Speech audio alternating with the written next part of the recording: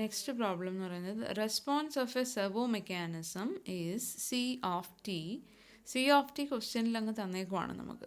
ഇതുവരെ നമ്മൾ രണ്ട് പ്രോബ്ലത്തിലും റെസ്പോൺസ് ആണ് നമുക്ക് വേണ്ടിയിരുന്നത്.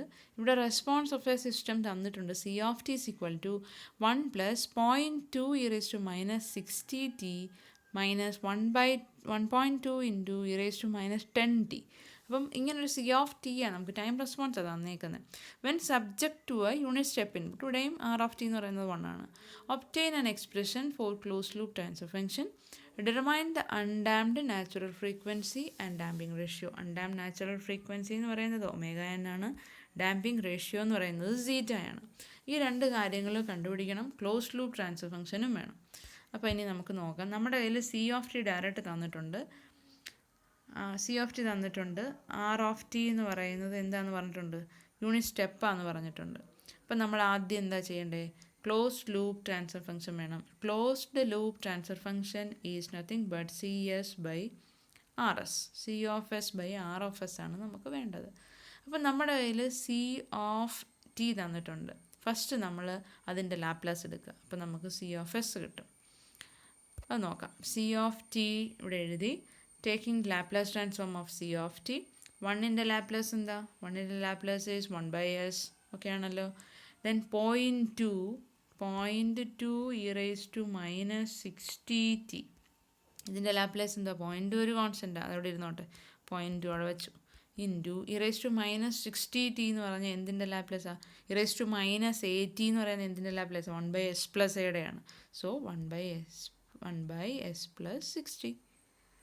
അതുപോലെ അടുത്ത നെക്സ്റ്റ്, അപ്പം 1/s+60 കിട്ടി.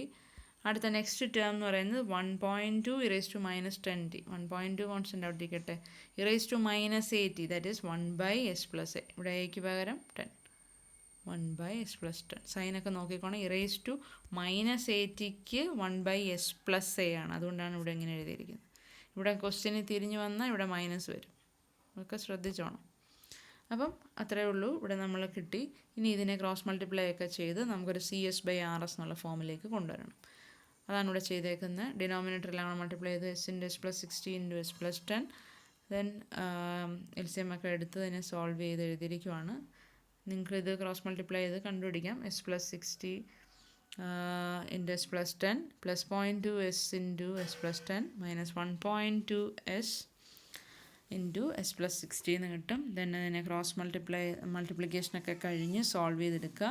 സോൾവ് ചെയ്തെടുക്കുമ്പം ബാക്കി വരുന്നത് 600/s × s+60 × s+10 എന്ന് കിട്ടും.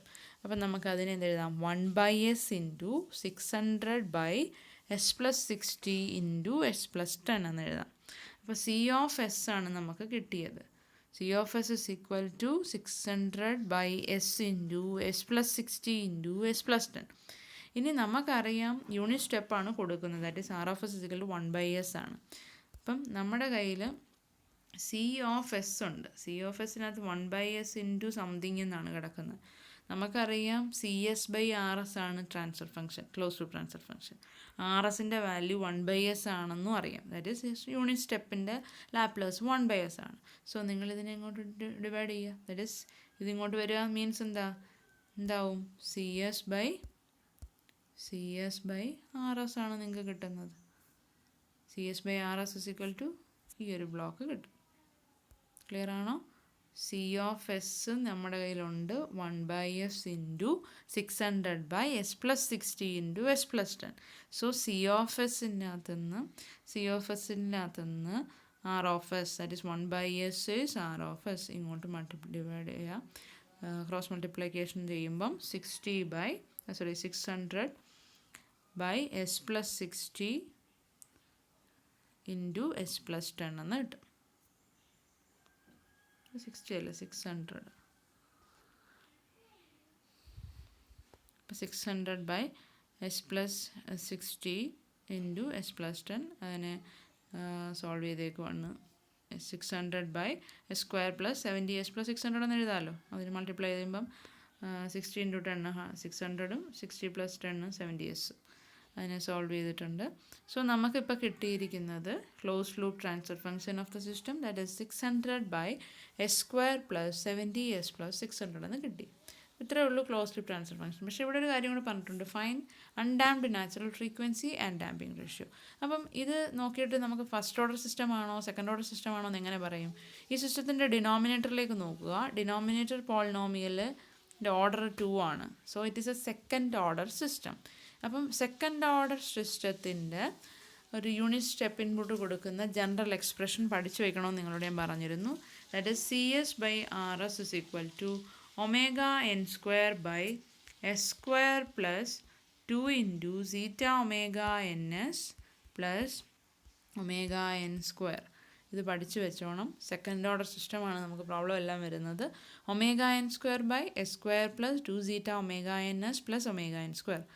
ദെൻ ഈ ഒരു എക്സ്പ്രഷൻ നിങ്ങൾക്ക് അറിയാമെങ്കിൽ ഇത് close loop transfer function of A second order സിസ്റ്റമാണ് ഫോർ യൂണിറ്റ് സ്റ്റെപ്പ്.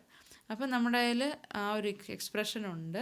ദെൻ നമുക്കിപ്പം സോൾവ് ചെയ്തൊരു എക്സ്പ്രഷൻ കിട്ടിയിട്ടുണ്ട്. Compare these 2 equations. ഈ രണ്ട് എക്സ്പ്രഷനും കമ്പയർ ചെയ്യുക. കമ്പയർ ചെയ്യുമ്പം you will get ωn and θ. അപ്പോൾ ഇവിടെ 600 എന്ന് പറയുന്നത് ന്യൂമറേറ്ററാണ്, ദാറ്റ് ഈസ് ωn². അപ്പോൾ എന്ത് കിട്ടും? ωn² is equal to 600 എന്ന് കിട്ടും. Then find ωn. അതുപോലെ 2 × θ × ωn എന്ന് പറയുന്നത് എന്താ?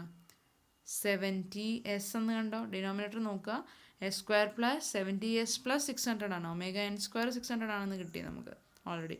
ദെൻ 70 × s എന്ന് പറയുന്നത് എന്തുവാ? 2 θ ωn × s ആണ്. അത് രണ്ടും കൂടി ഇക്വേറ്റ് ചെയ്യാം. കണ്ടോ? ωn² 600, ഇതാണ് ωn². So ωn is √600.